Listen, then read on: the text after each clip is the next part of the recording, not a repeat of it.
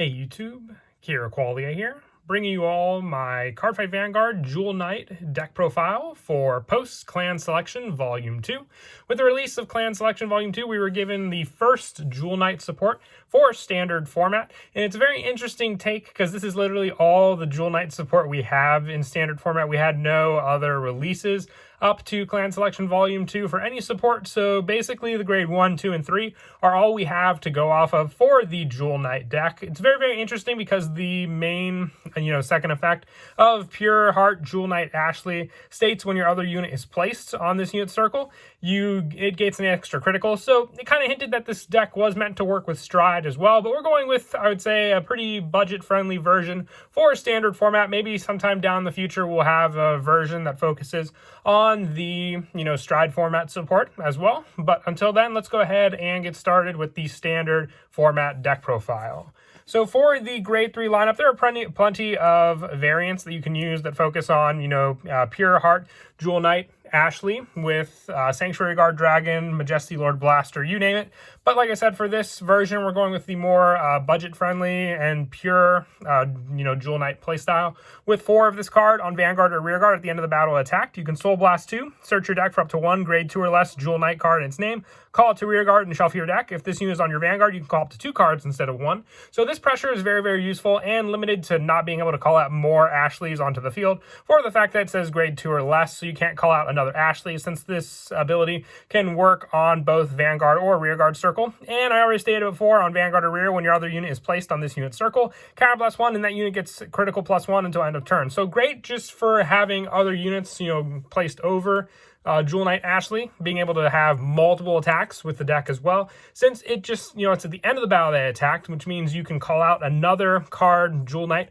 on top of this card on Rearguard as well. So very, very useful for that play style, calling it to rear, obviously, but still being able to then use the Counterblast skill to gain that unit an extra critical for the multiple attacks that you're going for in the Royal Paladin deck.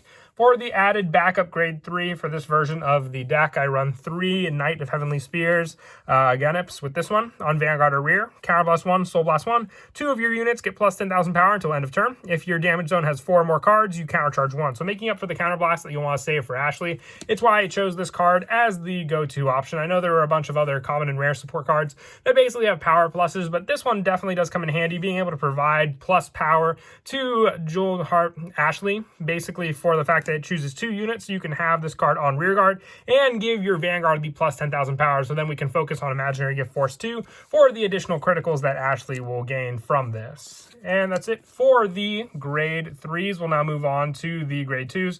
Our main Jewel Knight unit for the grade 2 lineup is Explode Jewel Knight Leif with this one, or Lael, I believe is how you pronounce it. I might have mistook that for an F. On Rearguard when it attacks, put 2 normal units from your drop zone on the bottom of your deck in any order.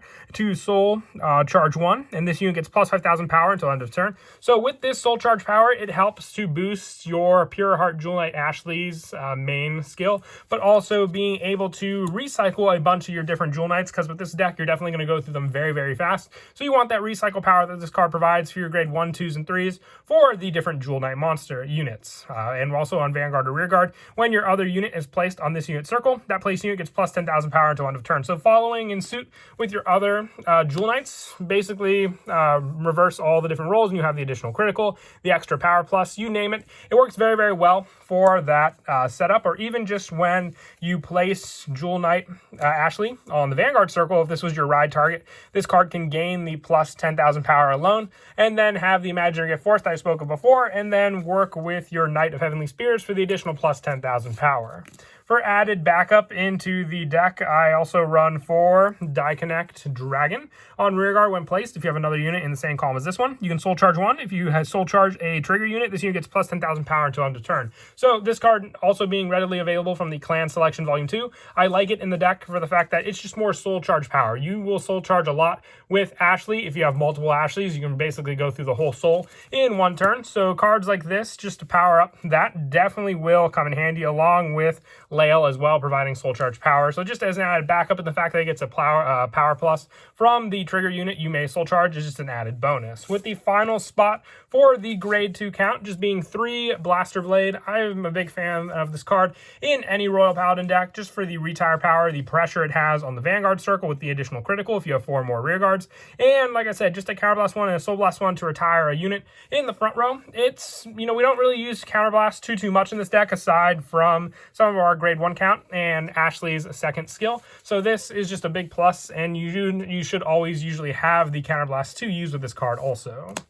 And that's it for the grade 2s. Moving on now to the grade 1s. For the Jewel Knight grade 1, I'm running 4 Charging Jewel Knight, a Morvidus on rear guard, Counterblast 1. Put a normal unit from your drop zone on the bottom of your deck to Soul Charge 1, and one of your units with Jewel Knight gets plus 5,000 power till end of turn. More recycle power on the rear guard circle, but also just being able to have that power boost and Soul Charge power basically provides all you need for your main go-to grade 3 Ashley. And on Vanguard or rear, when your other unit is placed in this unit circle, you draw a card. So it makes up for the unit you replace off of this card, since normally with Ashley you will call over other units, so being able to draw to make up with that can give you guard power in your hand for later on. But also you just want to go max numbers with all the different Jewel Knights, so you have these options available to you for all the different power plays. And going off of the clan selection again, for a little more added draw power, I run 4 Little Sage Marin. The majority of the skills in the deck are all Counterblast 1. So with this one, on rear guard once per turn, when your other rear guard is placed in the same column as this one, Counterblast 1, draw a card, and this unit gets plus 3,000 power until end of turn. So even if you have the column set up, let's say just beforehand, if you use Ashley and then during the attack step you call over this card, you can still use the Marin, let's say if the column is already set up that turn, for the Counterblast draw just by calling over during that card. Since it doesn't specify when placed, if it's during the attack step or what, just when a rear guard's placed in the same column as this, you get that draw power, and this unit gets plus 3,000 power, providing an extra additional boost for that card altogether. For more Soul Charge power, I also run 4 Pongal. Pongal's always been a favorite of mine in the Royal Paladin decks. When placed, if you have another unit in the same column as this one, Soul Charge 1. If you Soul Charge a trigger, this unit gets plus 5,000 power until end of turn. So it's basically the grade 1 version of Die Connect Dragon, or we could say Die Connect Dragon is the grade 2 version of Pongal, since Pongal came out first. So once again, just more Soul Charge power altogether for the deck. Along with the fact that we run Ashley, I considered Soul Saver Dragon as an add backup, but with this card, you mainly want to focus on Soul Saver being the main go-to play. So that's why I decided with Ashley to go with the Knight of Heavenly Spears as the added backup for this version. With the last of the grade 1 count just being 3 Knight of Bright Light, a Crayota, on rear guard when placed if you have 5 or more units, Counterblast 1, and draw a card. So it's very easily just to set up, 5 units on the field with this deck, and with it comes the draw power of this card. Just placing it, having your Vanguard all set up. For an easy Counterblast, it's just the draw 1 that could potentially be the card you need to save your hand on the next turn as well. I just like to run 3 of it as the added backup to all the other cards we run, which the grade 1 lineup is mostly here for the Soul Charge power and the draw power. If you want to have more of a grade 3 search option, you can replace the Crayotas with the Sisyphus, the grade 3 Royal Paladin Searcher, if you have that as an alternative option. That's it for the grade 1s. Moving on to the grade 0, there's no Jewel Knight starter, so we're going with Bartgall with the updated text for the quick shield and draw power for standard format, with the best pressure option in my opinion for the critical triggers being 8 in total, so 4 Flogel and 4 Bringer of Good Luck Epona for the critical lineup, and for the draw triggers just running 4 Flash Shield Assault. I remember, and if those of you remember, during Limit Break format we did have the Jewel Knight Assault. Definitely miss just that added support, but that's what makes the premium decks all the more fun, because we can definitely go a pure Jewel Knight route with all those different cards in, premium G format. With the last of the triggers just being the 4 heal, going with Maiden Elaine as the preferred one in the deck. Definitely one of the original Royal Paladin triggers for everything all together. But that is it for the deck profile. I hope you all enjoyed the video. This is definitely one of the more fun decks to run for the Royal Paladin variant. Having the multiple attacks is something we rarely see since we don't have stand triggers in standard format, but it's definitely one to look forward to with all the different attacks you can use with this deck. But until next time, please don't forget to leave a like and subscribe, and Kira Qualia out.